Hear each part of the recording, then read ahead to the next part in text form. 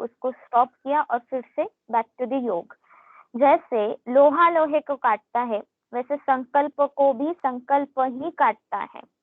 अतः उन अशुद्ध संकल्पों को काटने का सर्वोत्तम तरीका है मन को शुद्ध संकल्पों में व्यक्त कर देना। बहुत सुंदर बात है, इसमें मन की साइकोलॉजी को समझा है।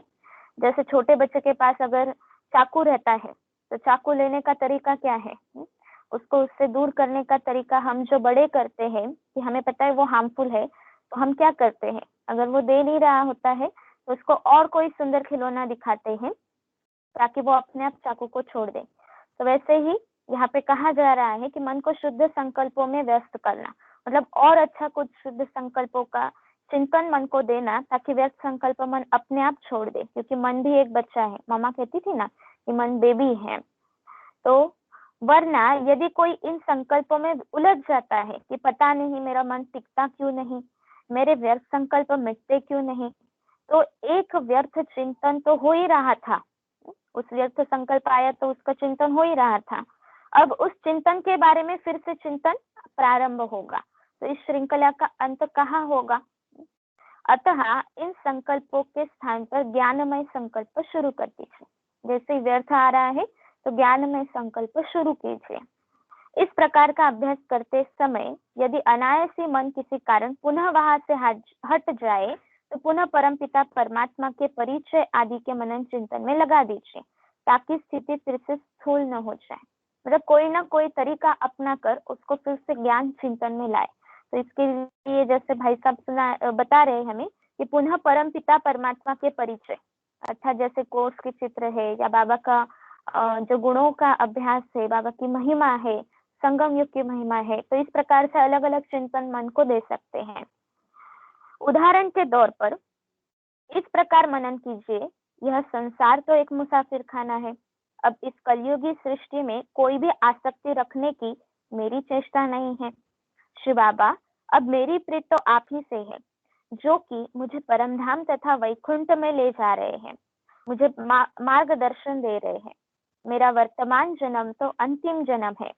अब मैं सृष्टि मंच पर अपना पाठ पूरा कर चुका हूँ। अब तो मेरा पाठ स्वयं परमपिता परमात्मा शिव के साथ है। शिव बाबा, आप तो दानी और भोले भंडारी हैं। आपने मुझे ज्ञान तथा योग रूपी वरदान दिए हैं, जिनसे कि सभी प्राप्तियां हो जाती हैं। शिव बाबा, आप तो सचमुच बड़े हितैषी एवं अपार सुख शांति देने वाले।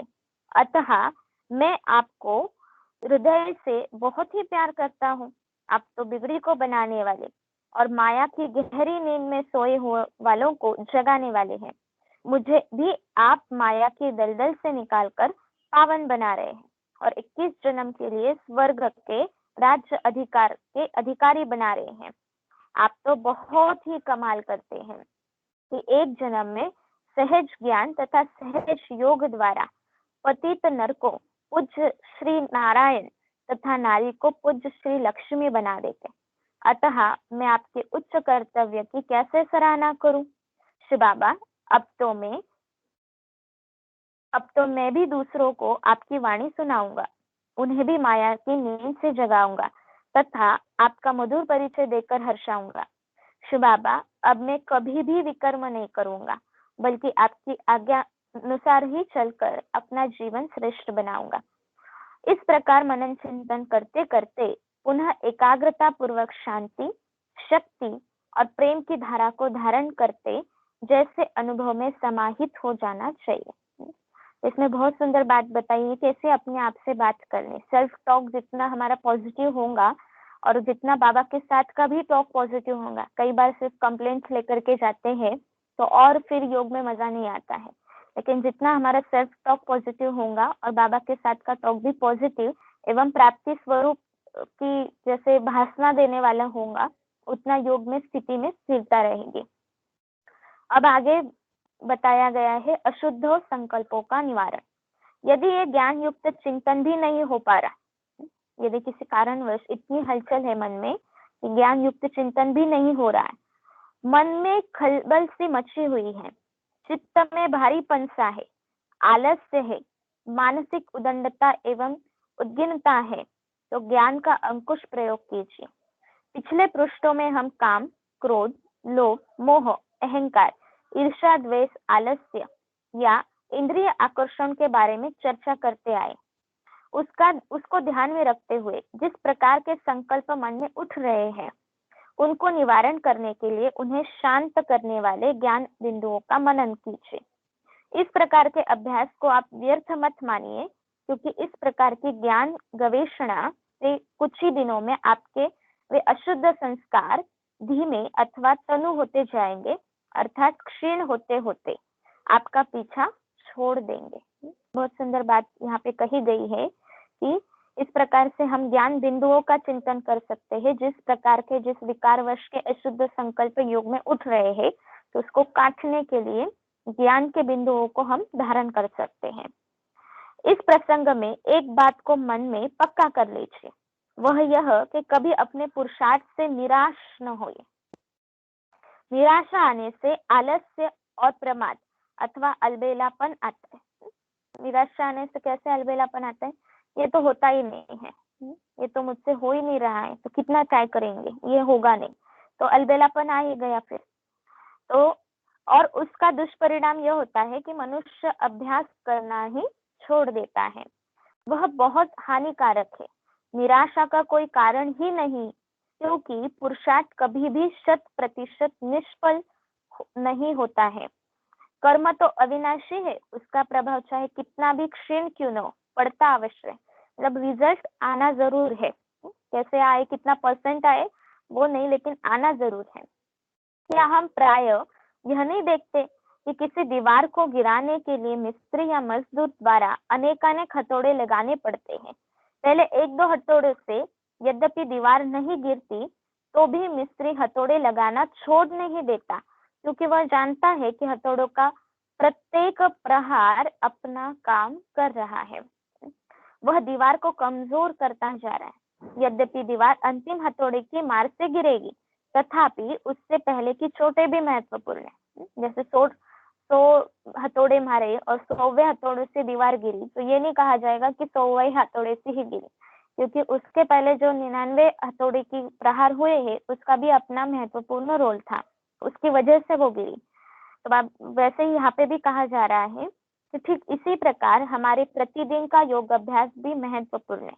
आज यदि किन्हीं विक्षेपों के कारण मन स्थित नहीं हो सका, तो निराश होने की बात नहीं, क्योंकि हमारा हर एक रूप संकल्प रूपी हथौड़ा हमारी काली माँ की दीवार को ढाने में महत्वशाली है। तो इस प्रकार से हथौड़े का एग्जाम्पल बहुत सुंदर यहाँ पे दिया गया है। तो योग के लिए हमें बहुत बार ऐसा होता है, इसका थोड़ा विस्तार में जाना चाहेंगे कि योग में हमें जो पसंद है वो हम बहुत करते हैं। जैसे 7 गुणों में से हमारा 1-2 गुण में जो नेचर है वो हमारे नेचर से झलकता है, मर्ज स्वरूप में, इमर्ज स्वरूप में होते हैं।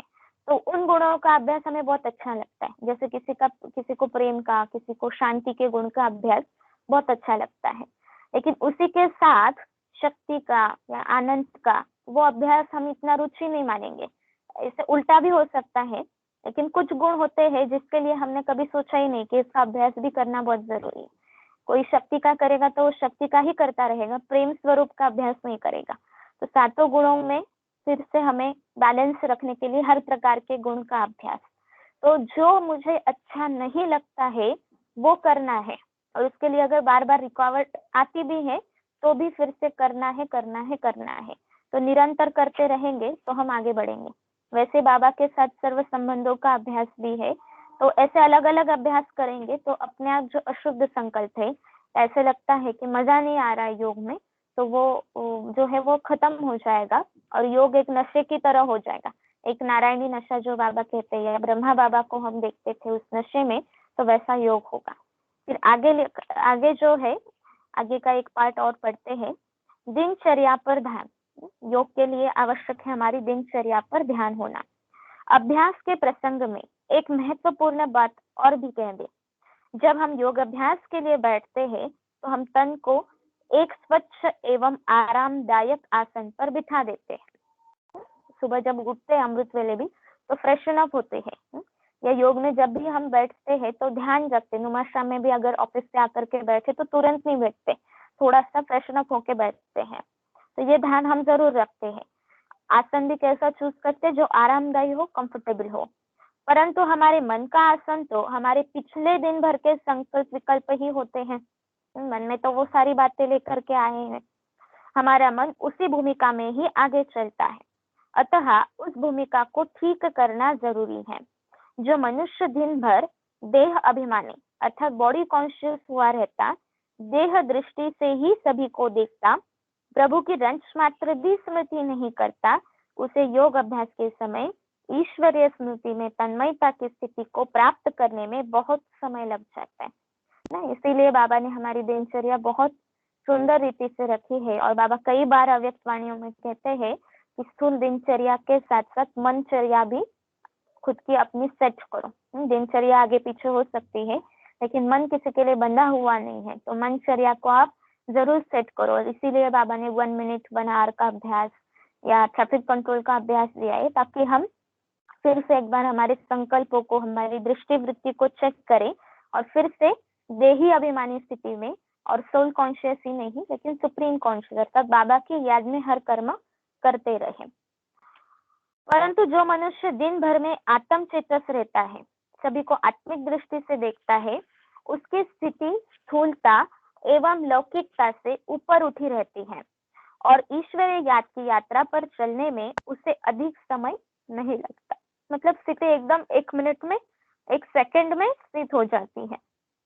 बिजली का स्विच ऑन करने की न्यायी वह सहज रीति से ही ईश्वरीय स्मृति में टिक जाता है।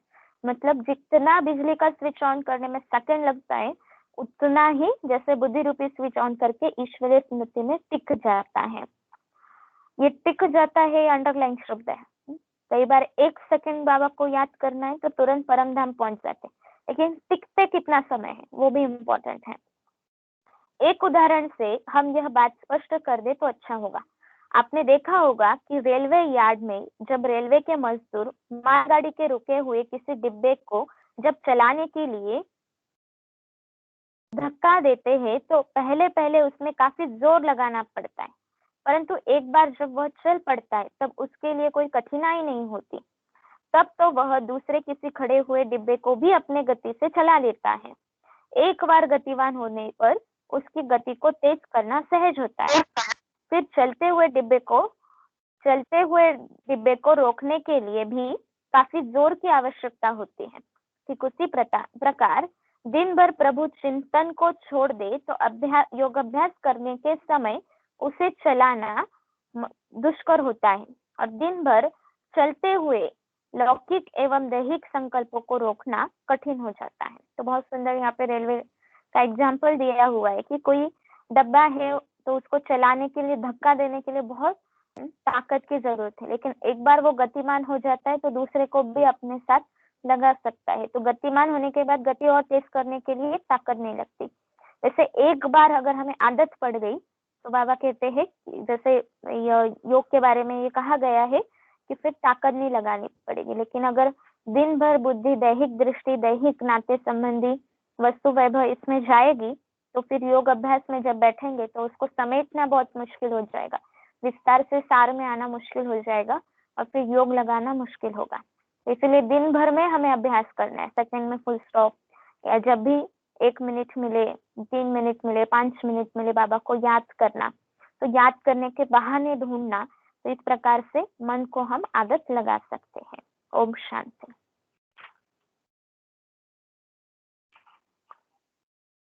सुशील भाई बस ना इतना।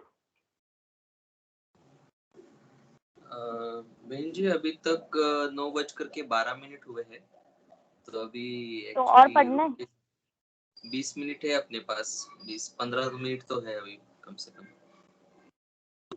अच्छा, तो कुछ शेयर करें फिर योग के बारे में। जी जी श्योर। अच्छा, तो जैसे बहुत सुंदर ये योग की विधि और सिद्धि पुस्तक है। तो कई बार हमारे मन में संकल्प आता है कि योग को हम कैसे चेक करें। क्वालिटेटिव योग एक होता है कि हम क्वांटिटी चेक करते हैं कि दिन भर में जो बाबा कहते हैं याद का चार्ट रखिए, तो हम कर्म योग मतलब कर्म करते समय हमने कितना योग किया, बैठ करके कितना तपस्या किया, वो चेक करते हैं।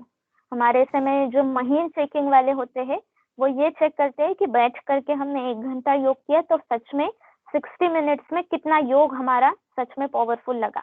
तो इस प्रकार से 60 मिनट्स में सोचिए कि 40 मिनट्स हमारा पावरफुल लगा, तो वो 40 मिनट्स ही अपने चार्ट में लिखेंगे। तो इस प्रकार से कई होते हैं जो महीन चेकिंग करते हैं। लेकिन हम क्वालिटी कैसे डिसाइड करें, तो हमने एक बहुत सुंदर बात सुनी थी कहाँ पर, वो आपके साथ शेयर करें क्योंकि हम इसको यूज करते हैं कई बार चेकिंग करने के लिए कि अभी वर्तमान समय हमारा योग जो है उसकी क्वालिटी क्या है। तो इसका एक बहुत सुंदर आधार है जो स्केल है। जैसे आपको चेक करना है क्वालिटी, तो कोई बेसिक स्केल होना चाहिए जिसके साथ आप कंपेयर करेंगे। तो स्केल यही है कि आपका लास्ट जब भी आपको याद है आपका बहुत अच्छा योग कब लगा था। जो हम बुक पढ़ रहे हैं उसमें जो अच्छे योग के साइंस बता रहे हैं कि कितना आप आनंद की अनुभूति में परमात्मा की एक याद में एक टिक होकर के कितना उसका आनंद ले रहे, जबरदस्ती नहीं बैठे। तो ऐसे प्रकार का जो अतीन्द्रिय सुख का अनुभव है वो आपको लास्ट टाइम कब हुआ था और कैसा था वो आप लिटरली फील कर पाओगे, याद कर पाओगे। उस स्थान को भी आप याद कर पाओगे कि हाँ शायद वो हो सकता है कि मधुबन में बाप दादा मिलन में आप पहुंचे थे और उस समय का जो योग था वो आपका बहुत अच्छा लगा था, या किसी का शांति स्तंभ के पास योग बहुत अच्छा लगता है। तो इस प्रकार से कोई ना कोई होता है एक योग जो हमें बहुत याद आता है कि इस समय हमारा बुद्धि का योग या उस समय की हमारी अनुभूति वो बहुत अच्छी थी। तो उसको आप 100% स्केल पे रखिए कि ये हमारा 100% योग का स्केल है। उस समय हमारी ना ही बुद्धि भटकी थी, ना ही कोई व्यर्थ संकल्प आया था। भले कितनी भी भीड़ में थे हम उस समय, लेकिन फिर भी भीड़ में कौन क्या कर रहा है इसकी तरफ भी हमारा ध्यान नहीं था। तो इस प्रकार से आपका लास्ट टाइम योग कब बहुत अच्छा लगा है उसको आप 100% रेटिंग कीजिए। और जब भी आप अभी योग में बैठेंगे तो ये बहुत सुंदर प्रैक्टिस है जिसके हम खुद अनुभवी है कि हम नोट करते थे उसके साथ कंपेयर करके कि अभी अगर हम 2 मिनट 3 मिनट योग के लिए बैठ रहे हैं, अमृत वेले 1 घंटा बैठ रहे हैं, नुमा शाम में बैठ रहे हैं या योग भट्टी में बैठ रहे हैं, तो जो भी डिसाइडेड किया है तो उसका क्वालिटी उसके कंपैरिजन में क्या है। तो फिर लिटरली फील होता है कि हाँ वो जो योग की अनुभूति थी उसके हिसाब से आज का जो हमारा ये योग का सत्र रहा 1 घंटे का या 15 मिनट का, तो वो 50% है या 60% है या 40 है। इस तरह से हमें अनुभूति होती जाएगी और हम खुद को चेक कर सकते हैं। और फिर हम कोशिश करेंगे कि हमारा जब भी योग में बैठे तो हमें 100% तक अचीव करना है। हमारे ही योग के साथ हमें कंपेयर करना है, दूसरे के साथ नहीं, हमारे खुद के अनुभव के साथ कंपेयर करना है। तो एक बहुत सुंदर प्रैक्टिस है। फिर धीरे धीरे ऐसा हो जाता है कि हमारा चार्ट तो बढ़ेगा ना, आगे बढ़ेंगे हम, तो हर बार हमारा 90 प्लस ऐसे लग रहा है, अभी अंदर से फीलिंग आ रही है कि लास्ट टाइम जो बहुत अच्छा योग हुआ था जिसके साथ हम कंपेयर कर रहे हैं, तो अभी के सारे योग जो है हमारी योग सत्र तो 90 क्रॉस कर रहे हैं।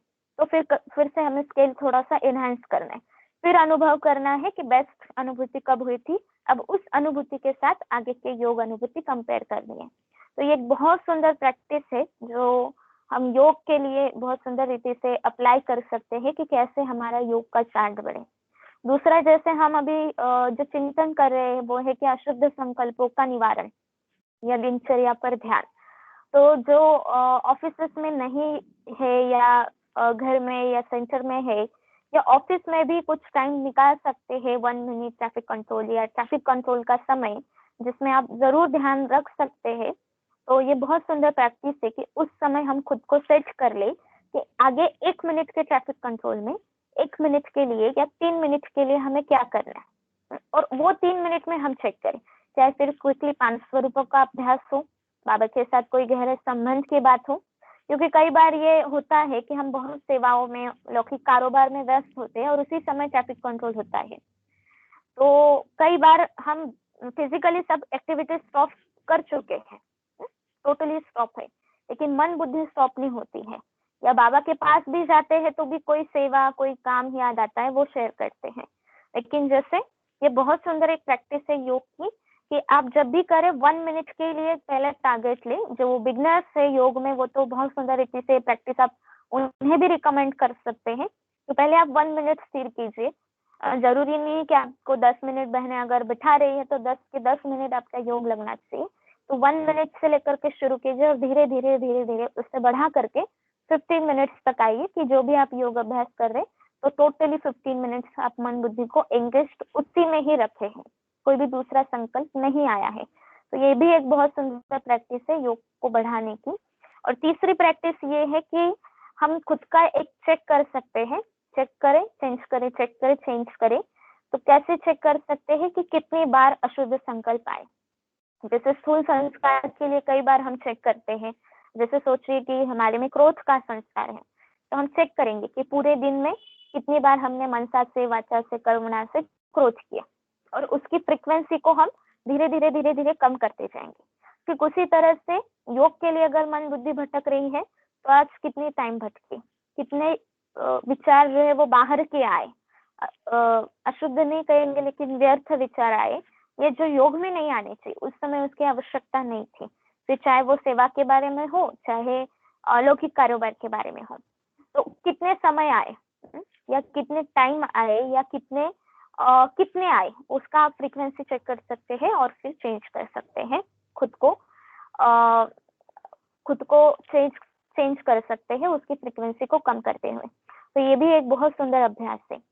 और तीसरा जो हमें बहुत पसंद है कि जब भी हम कोई न्यू बिगनर्स को भी योग के बारे में बताते हैं तो हम योग की जो प्रॉपर विधि है उसको फॉलो करें।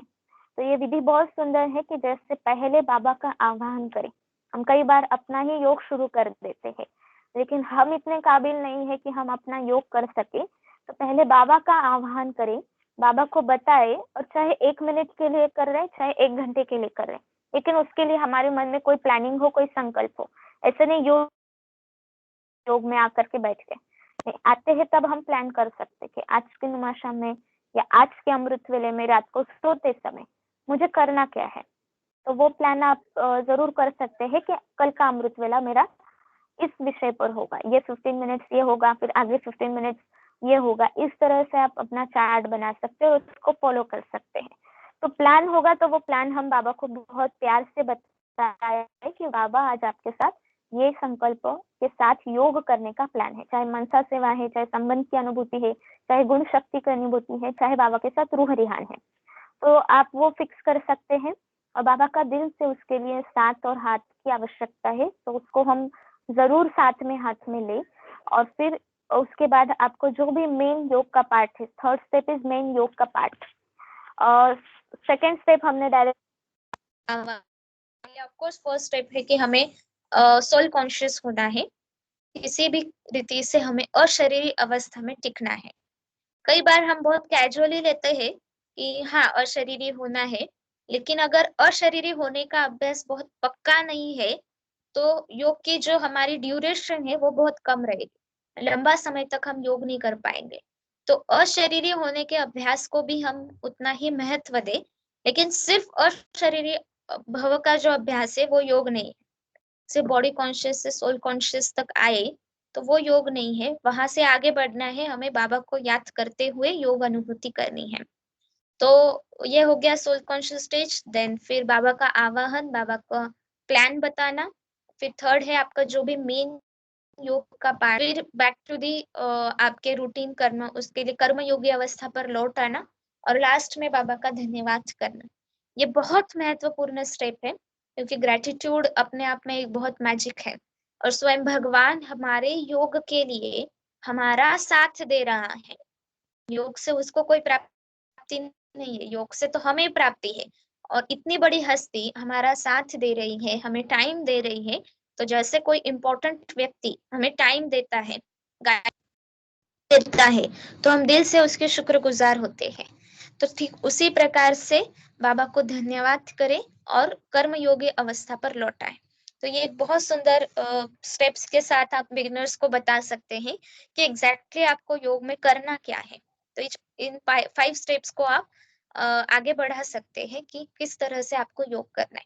मेन जो योग का पार्ट है वो हमारे ऊपर रहेगा, जो भी हमने डिसाइड किया।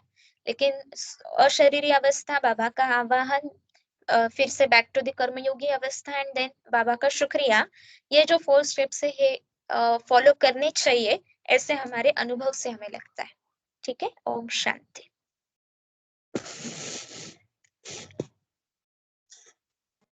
ओम शांति। बहुत बहुत धन्यवाद आकांक्षा दीदी जी, क्योंकि एक तो पुस्तक के बारे में तो हम सुनते हैं, सुशील भाई लेकिन आवाज बहुत नहीं आ रहा। आवाज आ रहा है अभी? बबन भाई आवाज आ रहा है क्या?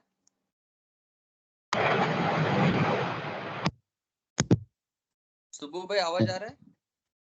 आ रहा है। आवाज आ रहा है, अभी आ रहा है आ रहा है। आकांक्षा बहन जी?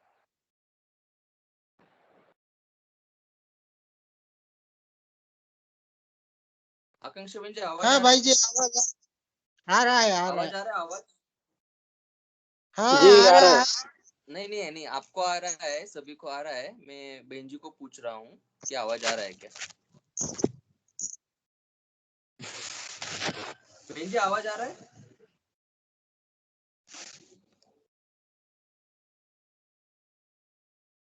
आकांक्षा बहन जी आपको आवाज आ रहा है क्या? बहुत कम वॉल्यूम आ रहा है, हम हमारे मोबाइल का कुछ सेटिंग है क्या चेक करते हैं। हाँ हाँ, आप क्या करो, उसमें माइक के इसके ऊपर स्पीकर के ऊपर क्लिक करके आप चेक कर लीजिए, नहीं तो स्पीकर भी ऑन कर सकते। हो गया। आ रहा है अभी आवाज। अभी ठीक आ रहा है? आ रहा है। ठीक है, जी जी जी। तो आकांक्षा बहन जी का हम छोटा सा परिचय देंगे। आकांक्षा बहन जी जो है, पहले तो बात हम कतरा रहे थे, थोड़ा सोच रहे थे कि उनको रिक्वेस्ट करे या न करे, क्योंकि बहन जी बहुत बार सैकड़ों लोगों के लिए क्लास करते हैं, लेकिन कहते हैं ना, कभी कभी मराठी में एक उक्ति है, मूर्ति लहान पण कीर्ती महान। तो बहन जी का भले ही लौकिक उम्र छोटा है, लेकिन अपने ईश्वरीय ज्ञान मार्ग में तो शरीर का उम्र तो हम देखते ही नहीं है, देखना भी नहीं है। तो बहुत पूर्व कर्मों के पुण्यों के कारण बहन जी को खास करके एक दैवी परिवार में उनका जन्म हुआ। उनका उनका बहुत अच्छा सेंटर है, एक्चुअली गीता पाठशाला है, लेकिन सेंटर से कुछ कम नहीं है। उनकी माता जी भी सच में सभी हमारे हम भाई बहनों की माता जी है।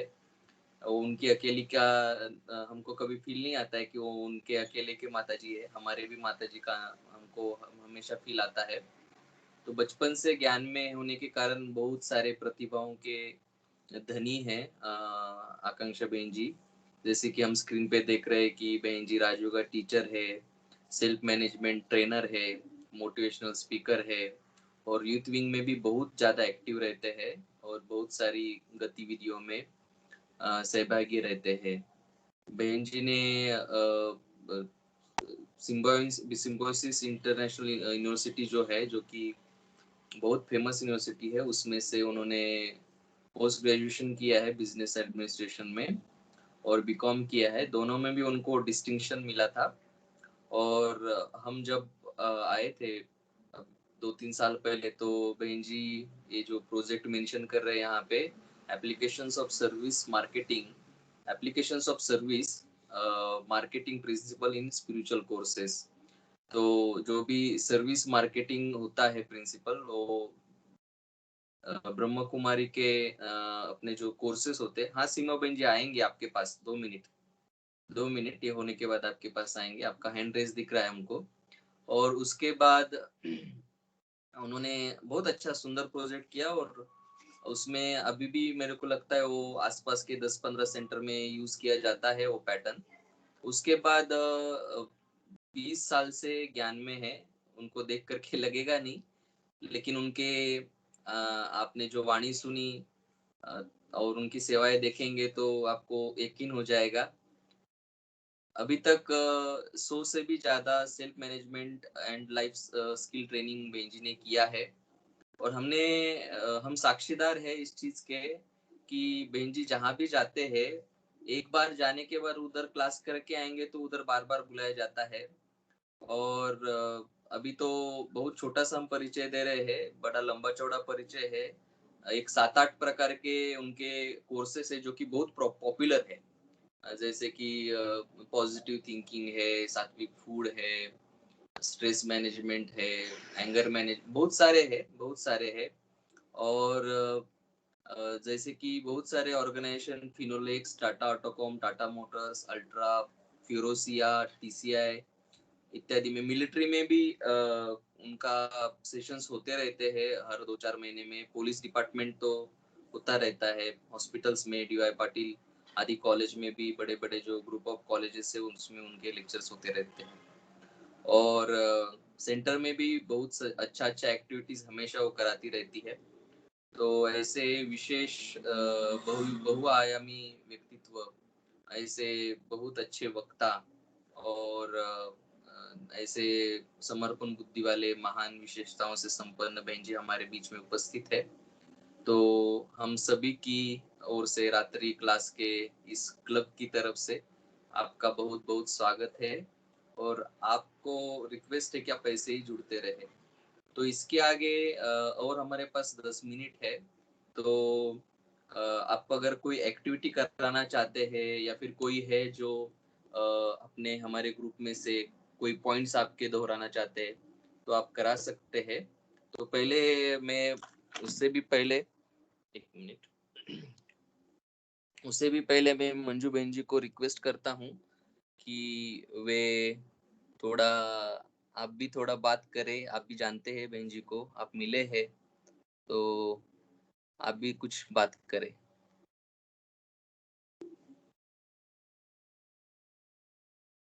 ओम शांति।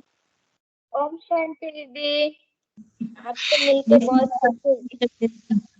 बहुत अच्छा हुआ जो आपका क्लास आज सुनते सुनते मैं तो जैसे समझते थे कि मधुबन में जैसे योग बटिया करा रहे हैं, उसी तरीका से जो अनुभव आपने सुनाया था योग के बारे में, जैसे जैसे टाइम टेबल बना करके करना चाहिए, बहुत अच्छा था। ऐसे ही आप सप्ताह में एक बार अगर सभी भाई बहनों को क्लास करते तो बहुत अच्छा है। मुझे तो बहुत खुशी हुआ कि नहीं दीदी, आप मैं तो बड़े हैं हमसे। आकांक्षा बहन का क्लास सुने नहीं थे ना तो इसलिए ये तो आपका बहुत बड़प्पन अच्छा है है, बहुत जो खुशी। आपने चांस दिया। नहीं ऐसे तो नहीं है चांस तो सभी को है। वैसे आप अगर सप्ताह में एक बार भी क्लास करेंगे ना तो बहुत अच्छा लगेगा। जी दीदी। ठीक है। मैंने और तो अभी आकांक्षा बहन जी, आपके जैसे ही आपके ही समझो कि पद चिन्हों के ऊपर चल रहे हैं पुनीता बहन जी, जो कि फिलहाल तो मंजू बहन जी के राइट हैंड है। वो एमएस ग्रेट। पढ़लिया गीता पाठशाला में गीता पाठशाला चलाते हैं। और उनके माता पिता जी भी जैसे कि वो भी बहुत सेवाधारी है, बहुत अच्छा और बड़ा गीता पाठशाला है उनका।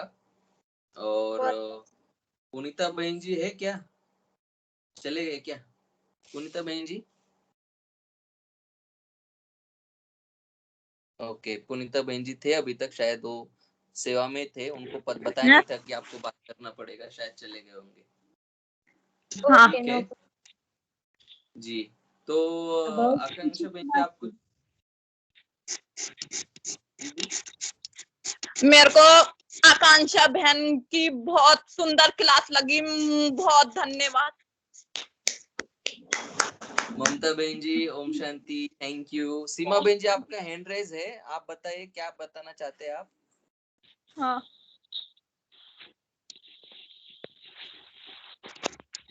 सीमा बहन जी, आपका आपने हाथ ऊपर किया है।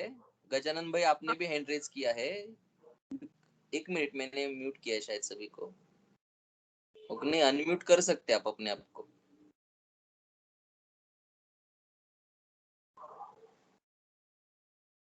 जी भाई जी, ओम शांति। जैसे वो म्यूट था इसलिए मैंने हैंड रेज किया। तो आकांक्षा बहन ने बहुत अच्छा बताया कि जो योग के ट्रिक्स है, जो बाप दादा को आह्वान करना है, जैसा योग करते हैं, जो ड्रिल मास्टर है उनको आह्वान करके जब योग करते हैं तो अच्छा तरह से योग होता है। वो भी मैंने अनुभव किया है कि रोज अमृत वेला बाप दादा को आह्वान करना है। और आगे के भी जो ट्रिक्स बताया बहन जी ने बहुत अच्छा लगा, हम अप्लाई करके जरूर देखेंगे जी। Thank you. ओम शांति। और सीमा बहन जी, आपने भी हैंड रेज किया है। सीमा बहन जी, शायद गलती से हाथ हैंड रेज हुआ है। और आकांक्षा बहन जी, आप कुछ एक्टिविटी करेंगे? अपने पास और 7-8 मिनट। हाँ जी, एक सोची थी हमने एक्टिविटी, लेकिन उसके लिए सभी के पास भी डायरी पेन चाहिए। या तो अच्छा। हम ऑरली बताएं।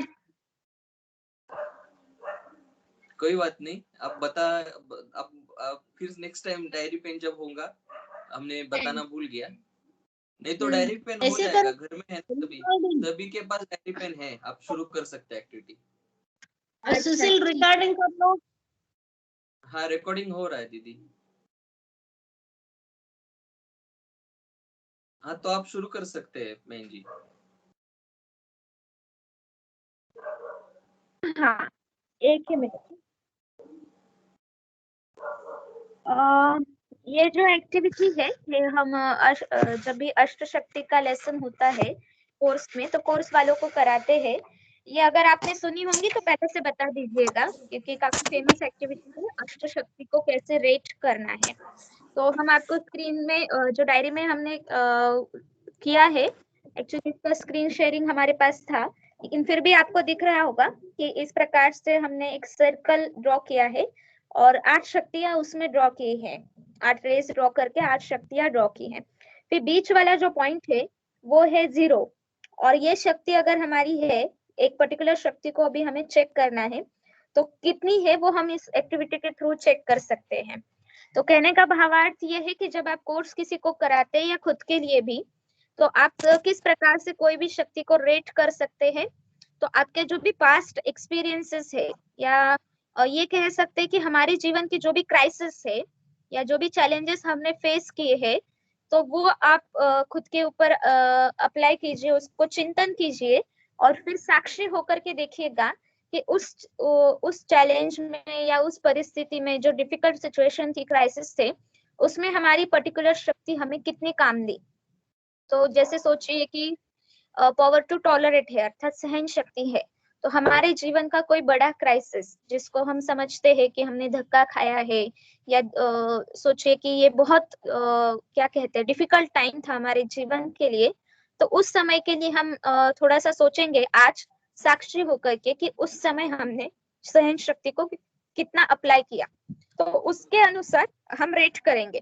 तो सोचिए कि आपका सहन शक्ति का उस समय का रेटिंग 5 है, तो आप क्या करेंगे, आप जैसे ये पावर टू टॉलरेट है, तो बीच वाला जो एक 0 to 10 में ये जो रेज है उसको आप डिवाइड करेंगे 0 to 10 के स्केल में, और फिर जो बीच वाला पॉइंट है, अर्थात अंदाजा से आप उसको पॉइंट लगाएंगे और उस वहां पे एक 5 ये रेटिंग दे देंगे।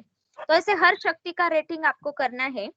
और अभी आपको दिख रहा होगा कि रेटिंग किया हुआ है, तो किसी शक्ति का 7 है, किसी शक्ति का 3 है, किसी शक्ति का 4 है, तो ये हमने अंदाजे से अभी रेटिंग किया। तो इस प्रकार से आपका एक आलू बन जाएगा, टेढ़ा मेढ़ा आलू बन जाएगा, राइट। अब आपको करना ये है, या जब आप दूसरों को बताते, ये मार्केटिंग प्रिंसिपल है, कस्टमर एज अ प्रमोटर। ये बहुत सुंदर हमारा मार्केटिंग प्रिंसिपल है जो हम मार्केटिंग में सीखे थे। तो आप जब कोर्स वालों को ये कराते हैं तो इसका एक्सप्लेनेशन ये दे सकते हैं।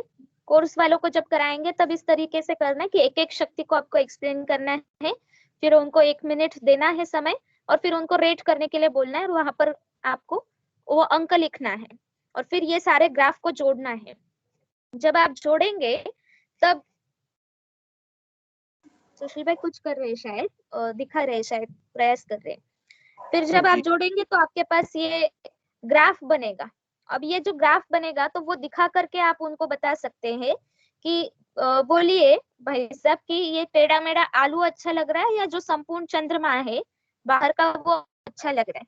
तो ऑफ कोर्स सब स्माइल के साथ बोलते हैं कि दीदी ये तो संपूर्ण चंद्रमा अच्छा लग रहा है।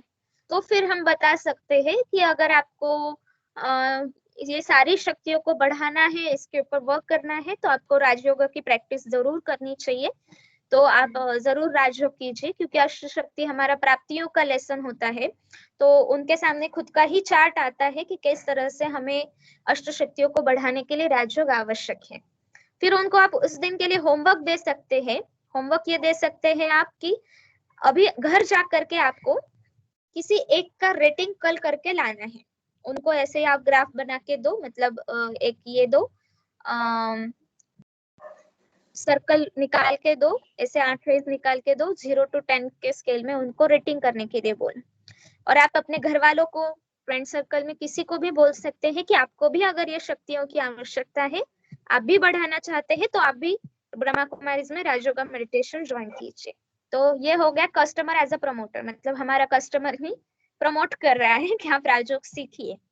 तो ये बहुत सुंदर एक्टिविटी है और यहाँ पे हमने रन की थी लगभग, तो बहुत सुंदर गई थी। ये जो हमारा स्पिरिचुअल प्रोजेक्ट हमने किया था MBA का, तो उसमें 7 डेज कोर्स के ऊपर ही हमने प्रोजेक्ट किया था। और बाबा की मदद से, सारे यहाँ के जो भाई हैं उनकी मदद से वो प्रोजेक्ट बहुत सफल रहा। कॉलेज में तो अच्छा ही गया, लेकिन उसका बाबा के यज्ञ में बहुत फायदा हुआ। तो ये जो एक्टिविटी है वो उस कोर्स की एक्टिविटी है।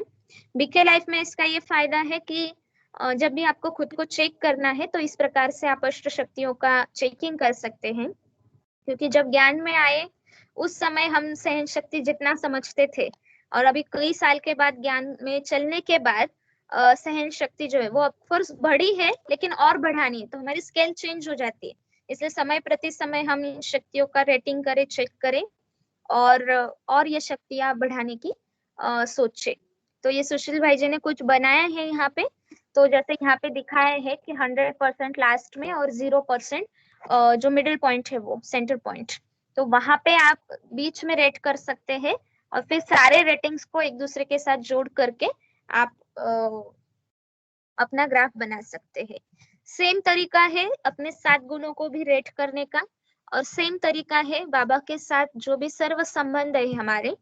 तो हमने काफी सारे संबंध उस टाइम पे ढूंढे थे जब ये एक्टिविटी क्लास में कराई थी, लगभग 14 के आसपास संबंध थे। तो बहुत भाई बहनों को ये रियलाइज हुआ कि अरे ये संबंध से तो हमने कभी सोचा ही नहीं कि हमें याद करना चाहिए। तो ऐसे भी कुछ संबंध, या कई बार हमसे बोलते हैं कि बाबा हमारे सत्य गुरु है, लेकिन सच में सत्य गुरु के जैसे संबंध में उनको याद किया है? क्योंकि रिवाजी रूप से हम माता पिता, सखा, साजन, इन संबंध से याद करते रहते, या भाई, लेकिन जो बचे हुए संबंध है उनको भी अप्लाई करना बहुत आवश्यक है, ताकि परिस्थिति आने पर उस संबंध से हम बाबा की याद करते हुए, शक्ति लेते हुए उस परिस्थिति पर विजय प्राप्त कर सके। तो ये 2 एक्टिविटीज जो है वो आपके साथ शेयर की कि जिस प्रकार से अष्ट शक्ति का रेटिंग करते हैं, उसी प्रकार से आप सर्व संबंध को भी रेटिंग कर सकते हैं। ओम शांति। बहन जी ओम शांति। आपने योग के 5 स्टेप बताए, आप फिर से बता सकते हैं क्या? हाँ जी, 5 स्टेप ना। हाँ, 5 स्टेप। जैसे पहली स्टेप है कि जैसे खुद को, मन बुद्धि को आत्मनिश्चय करना, अर्थात सोल कॉन्शियसनेस, अशरीरी अवस्था। जी। दुनिया में अशरीरी अवस्था प्राप्त करने के 100 से भी ज्यादा तरीके हैं। कोई अंकों का यूज करते हैं, कोई कैसे कोई कैसे। तो एक तरीका हम कोई चूज कर ले, जैसे कि कई बार हमारे यहाँ पे यूज किया जाता है मन मना भव, 3 बार अशरीरी भव या 3 बार मन मना भव। जैसे ही आप सुनेंगे या खुद को ट्रिगर देंगे, आप आत्मनिश्चय करेंगे। या प्रोग्रेसिव रिलैक्सेशन मेथड, अर्थात पैर से लेकर के मस्तक तक आप अपनी शक्तियों को समेट रहे हैं और फिर आत्मनिश्चय कर रहे हैं। तो कोई एक तरीका हम अपने लिए डिसाइड करें,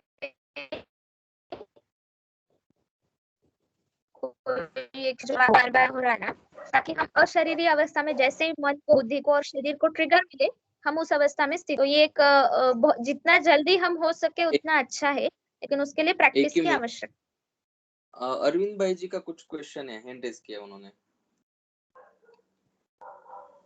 हाँ ओम शांति, क्वेश्चन नहीं है लेकिन मेरे 1-2 मिनट बात करना है। अभी बीच में बात करूँ या दीदी का क्लास पॉइंट होने के बाद? बाद में बात करेंगे तो अच्छा रहेगा। ठीक है। दूसरा पॉइंट है बाबा को आवाहन करना, बाबा के हाथ और साथ का आवाहन करना, और बाबा को जो भी योग अभ्यास का प्लान है वो बताना। जी, बाबा को प्लान बताना। बाबा का आवाहन और बाबा को प्लान बताना। तीसरा फिर जो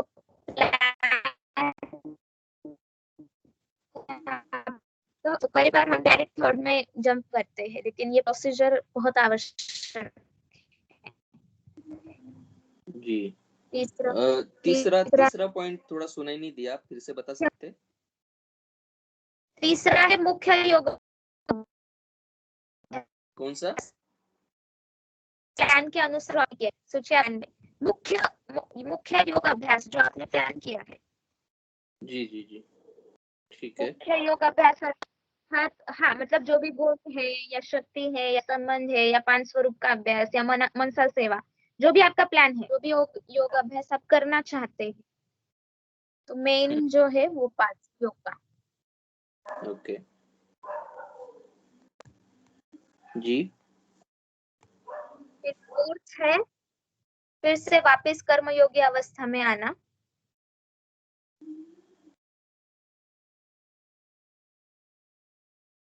ओके। और लास्ट है बाबा को शुक्रिया अदा करना। जी। जब हम एक बात इसमें जरूर ऐड करना चाहेंगे, आप 5वां पॉइंट लिख लीजिए, शुक्रिया अदा करना। एक बात जरूर ऐड करना चाहेंगे, जब हम संस्कार परिवर्तन के लिए अभ्यास करते हैं, कोई एक पर्टिकुलर पुराना संस्कार छोड़ना है तो उसके लिए हम अभ्यास करते हैं, तो जब हम लास्ट कर्मयोगी अवस्था में लौटते हैं उस समय मन को ट्रिगर देना बहुत आवश्यक है, बार बार दोहराना बहुत आवश्यक है। जो संस्कारों को आपको परिवर्तन करना है, सोचिए हम क्रोध का एग्जाम्पल देते हैं, तो हमें मन को फिर समझाना होगा कि परिस्थिति जो भी है लेकिन हम शांति से उसको हैंडल करेंगे, हमारी स्थिति यहाँ पे बहुत स्टेबल रहेगी। तो ये जो है वो दोहराना या मन को एक कंडीशनिंग करना बहुत आवश्यक है। तो संस्कार परिवर्तन का जब अभ्यास करते हैं तो कर्मयोगी अवस्था में जब हम लौट आते हैं तो उस समय हमें कंडीशनिंग करना है खुद के लिए कि हम वो शांति से हैंडल करेंगे, या जो भी संस्कार अच्छा आप धारण कर रहे हैं पुराना निकालने के लिए, या गुण या शक्तियों का भी अभ्यास कर रहे हैं, बाबा की गुण या शक्तियां, तो उसके लिए भी कर्मयोगी अवस्था पर जब आते हैं तो कंडीशनिंग करना खुद को, तो कर्म करते हुए भी वो योग अभ्यास अप्लाई हो सकता है या अप्लाई होगा। ऐसे नहीं सिर्फ योग में वो स्थिति रहेगी, लेकिन कर्म करते हुए भी वो स्थिति, उसके लिए मन को कंडीशनिंग कर सकते हैं बार बार दोहरा के। ठीक है, बस। जी, तो ये सभी को स्क्रीनशॉट भेजेंगे, और मन को कंडीशनिंग करने के बारे में भी कभी आप इसके ऊपर कभी अच्छा से क्लास कर सकते हैं बहन जी, हम इसमें कभी करेंगे फिर से। जी जी जरूर। ठीक है, तो आज अभी 1 मिनट, अभी तो समय हो चुका है, फिर भी आपने अपना वैल्यूबल समय हम सभी को दिया, और ठीक है। दीदी जी आपको कुछ कहना है? अरविंद भाई जी आपका कुछ कहना था आपको? हाँ ओम शांति, मेरे को कहना ही वेलकम ही करने का दीदी का था। दीदी मैं अरविंद भाई वाई महाराष्ट्र से बात कर रहा हूँ, सीनियर सिटीजन हूँ, 5 साल मैं ये ज्ञान में हूँ, बहुत अच्छा आनंद मिल रहा है। बहुत और अच्छा। आप ऐसे दीदी 1 महीने 2-3 बार आए तो हमको बहुत अच्छा लगेगा। और आपने जो 2-3 पॉइंट बताए कि कैसे परसेंटेज चेक करना है अपना योग का, और 5 पॉइंट जो बताए अशरीरी और आह्वान करना, कर्मयोगी और प्लान बताना। ये प्लान शब्द वर्ड मैंने 37 ईयर्स सर्विस में सुना है, पढ़ा है, किया है, और हम ये महीने का प्लान भी हम बनाते हैं तो उसमें भी आनंद मिलता है। तो बाबा कैसे प्रैक्टिकल बात बताते, वैसे दीदी आपने प्रैक्टिकल काम करने को हमको सिखाया, बहुत अच्छा लगा। और बाद में हम मनुष्य मनुष्य भी ग्रेटिट्यूड करते, तो बाबा को कैसे ग्रेटिट्यूड करना है, इन्हें कितने बाबा से इजीली प्रैक्टिकली काम करना है सिखाया, हमको बहुत अच्छा लगा। और लास्ट में आपने अष्ट शक्ति का अभी बताया, वो भी समझ में आ गया, बहुत अच्छा लगा। महीने में हफ्ते में एक बार आप आएंगे तो 4 बार हो जाएगा, हमारी रिक्वेस्ट है आपको। ओम शांति दीदी। ओम शांति। जी सभी का रिक्वेस्ट है। और बहन जी आज आप पहली बार जुड़े तो आपको भी बता दे, बहुत अलग अलग गुजरात से जुड़े हैं विकास भाई जी, और बाकी के बहुत जन हैं, हरियाणा से जुड़े हैं, करनाल से, और अच्छा। मध्य प्रदेश से कोई जुड़े हैं। अभी अनुपमा बहन जी नहीं है, वो अनुपम बहन जी भी है, वो कलकत्ता से जुड़े हैं। रॉबिन भाई जी नहीं जुड़े आज, नहीं तो वो भी कलकत्ता से जुड़ते हैं। महाराष्ट्र के कुछ अच्छा। तो और चेन्नई के सुब्बू भाई जी भी है, हम सभी के वरिष्ठ है। और सुब्रमण्यम बहुत भाई जी ज्ञान से ओतप्रोत है, जिन्होंने कम से कम 100-150 कमेंट्रीज लिखी है, और टर्निंग पॉइंट्स जो भी चेन्नई का आता है वो लिखते हैं, और तमिल में वो मुरली भी ट्रांसलेट करते हैं, और बहुत मीठे भाई है। ग्रेट। तो सुब्बू भाई जी आप भी 2 मिनट कुछ तो बताए, बात करें। शांति जी। हेलो। ओम हाँ जी, शांति। ओम शांति भाई जी।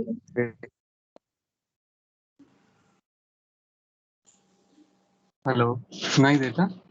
हाँ जी हाँ जी। हाँ जी, सुनाई दे रहा है। ओम शांति। शांति बहन जी, बहुत अच्छा था आपका सेशन। ये अष्ट शक्तियों का जो एक्टिविटी है बहुत अच्छा है। कईयों को बाबा के बच्चे बनने के लिए बहुत अच्छी युक्ति है, बहुत अच्छा था। थैंक यू धन्यवाद। बाबा। से बार आप बार सभी को भी बहुत बहुत थैंक यू। और ठीक है, चलो फिर दीदी आपको कुछ कहना है, मंजू दीदी? अभी हम क्लोज कर देते। अभी 2 मिनट थैंक ही यू होगा। दीदी। वंदना दीदी बहुत बहुत थैंक यू। आपको भी बहुत थैंक यू। बहुत खुशी हुआ आप क्लास में जो आया, आपको बहुत बहुत। ओम शांति दीदी। हमारे सुशील भाई ने कहा है कि मूर्ति लाहन कीर्ति महान, तो सचमुच में आपकी कीर्ति महान है। और आपने जो बाबा के ज्ञान में जो तरक्की की है, उसमें और तरक्की हो जाए, ऐसी मेरी शुभकामनाएं है। ओम शांति।